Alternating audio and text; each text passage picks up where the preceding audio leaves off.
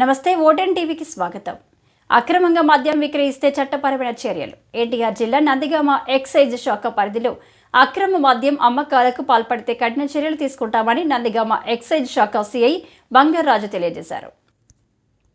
Nandigama excise శాఖ కార్యాలయంలో విలేకరులతో మాట్లాడుతూ నందిగామ ఎక్సైజ్ పరిధిలో మద్యం అక్రమ విక్రయాలు జరుగుతున్నాయని, ఇటీవల మీడియాలో కథనాలు వచ్చిన నేపథ్యంలో ఎవరైనా అటువంటి చర్యలకు పాల్పడితే చట్టపరమైన కఠిన చర్యలు తీసుకుంటామని అన్నారు. నందిగామ, చందర్లపాడు, పెనుగంచిప్రోలు పరిధిలో అక్రమ మద్యం విక్రయాలు జరిపితే తనకు తెలియజేయాలని అన్నారు. ఇప్పటి వరకు 30 మంది మద్యం అక్రమ విక్రయదారులపై కేసులు నమోదు చేశామని తెలిపారు.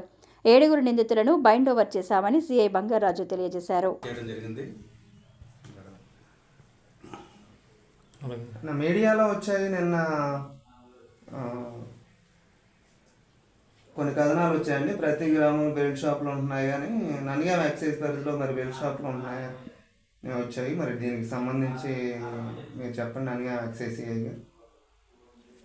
బెల్ట్ షాపులు అంటే బెల్ట్ షాపులు ఎట్టి పరిస్థితుల్లోనూ ఉండడానికి వీల్లేదండి. దానికి సంబంధించి వాటి మీద కూడా మేము రెగ్యులర్గా రైడ్లు చేస్తున్నాం.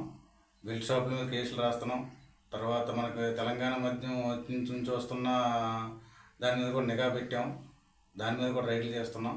మా దృష్టికి వచ్చింది ఏది కూడా మేము వదలట్లేదు. ఒక అటువంటివి దొరికినా సరే వాళ్ళ మీద కఠినమైన చర్యలు ఉంటున్నాయి. వాళ్ళు కేసులు కడుతున్నాం. అంతా జరుగుతుంది. ఒకవేళ బిల్ షాపులు మాకు తెలియకన్నా నడిపిన సందర్భాలు ఉంటే కనుక, అటువంటివి ఉంటే కనుక మాకు తెలియజేస్తే మేము దాని మీద యాక్షన్ తీసుకుంటాం. ఇంకా చెప్పండి. అదే మీరు ప్రతి గ్రామంలో దాడులు చేస్తున్నా కానీ మరి ఇది కంట్రోల్ అవ్వట్లేదని చెప్తున్నారు. మరి అది కంట్రోల్ చేయగలరా? చేస్తాను, ఖచ్చితంగా చేస్తాం. కంట్రోల్ చేయకపోవడం అనేది ఏముండదు.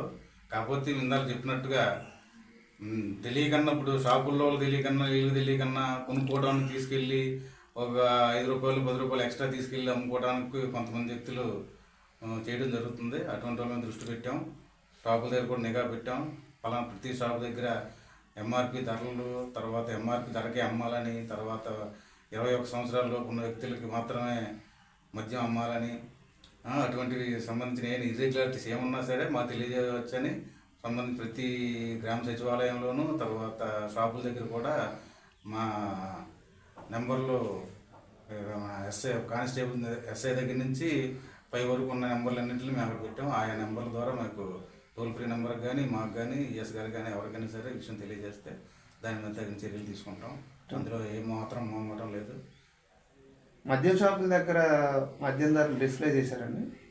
మద్యం ధరలు డిస్ప్లే చేస్తున్నా అంటే ఇంకా ధరలు కొంచెం మార్పుల్లో ఉందండి. అది అంటే కొత్త ధరలు, పాత ధరలు అనేది వేరియేషన్ కోసం ఇంకా తర్జన ఉంది.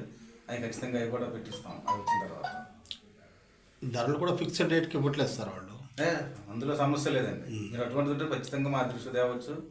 మద్యం షాపుల్లో, ఆర్డర్ షాపుల్లో ఎట్టి పరిస్థితుల్లోనూ దాని మీద ఉన్న రేటుకే అమ్మాలి. కొంతమంది అధిక ధరలకి మద్యం లైసెన్స్ షాపులు పొందిన వాళ్ళు అమ్ముతున్నారు అనేది టాకింగ్ వచ్చిందండి. అది లేదు, ఎట్టి పరిస్థితుల్లోనూ మేము 1-2 సార్లు చెక్ చేసుకుంటున్నాం. రాత్రులు పగలు మొత్తం అంతా రెక్కి నిర్వహిస్తున్నాం.